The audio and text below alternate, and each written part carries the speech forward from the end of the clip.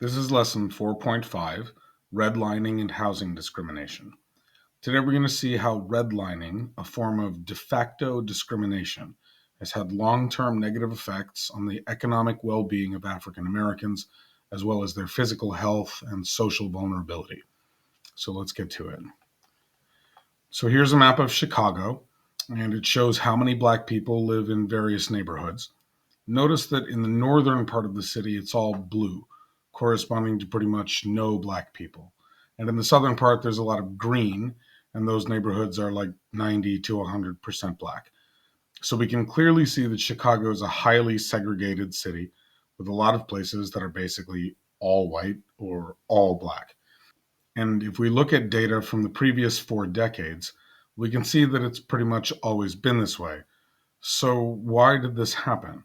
Why is Chicago, a Midwestern city without a history of Jim Crow laws, so racially segregated? Well, these idiots clearly have something to do with it. White resistance to having Black neighbors was common throughout the country, and sometimes white mobs attacked Black people who moved into wealthier neighborhoods. But even though these boys can almost hold all their signs the right way, the housing conspiracy is bigger than them. It involves federal, state, and local governments, financial institutions, insurance companies, and real estate agents. So when a family buys a house, they don't usually have the cash to just pay for the whole thing all at once. So instead, they apply for a bank loan called a mortgage. Before the bank approves a loan, it assesses risk. If the bank expects the borrower to repay the loan, the risk is low and the loan is usually approved.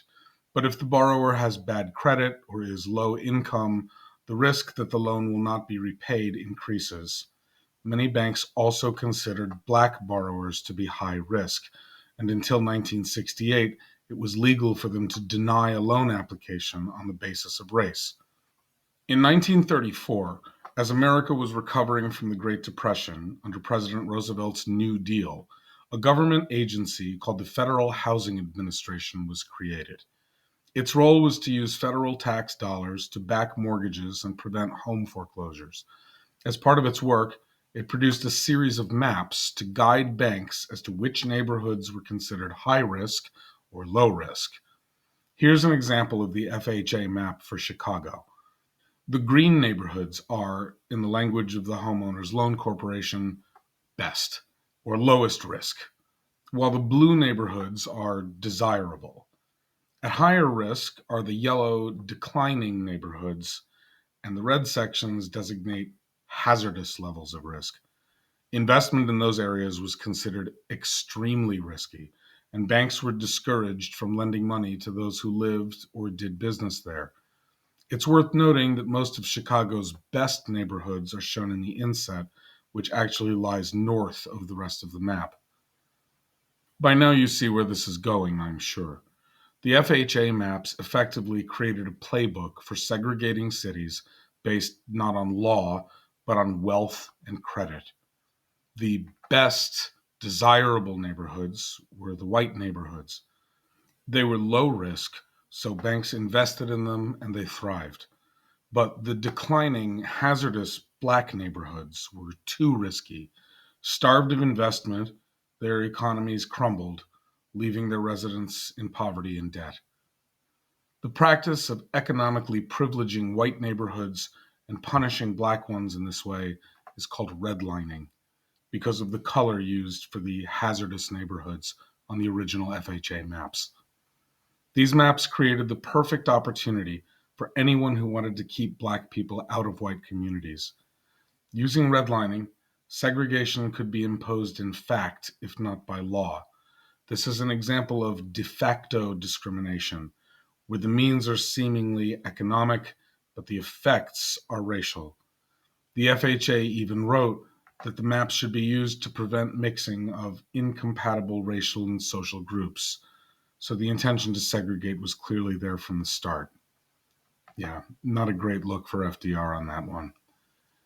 The FHA map of Philadelphia leaves little doubt that there is a connection between the hazardous neighborhoods and specific racial and ethnic groups. If we compare the FHA map with a second map of Philadelphia, showing concentrations of Black, Italian, and Jewish people, we can see that those specific ethnic populations were targeted by redlining. Over time, racial categories shifted, making it easier for Italian and Jewish people to buy property in wealthier neighborhoods and leaving the most economically depressed areas to African Americans. In 1968, the NAACP succeeded in getting a federal law passed that illegalized redlining and all racial discrimination in banking and real estate. It is no longer legal for a Black family to be denied a loan or an insurance policy based upon their race, but the damage to Black communities will take a long time to fully heal.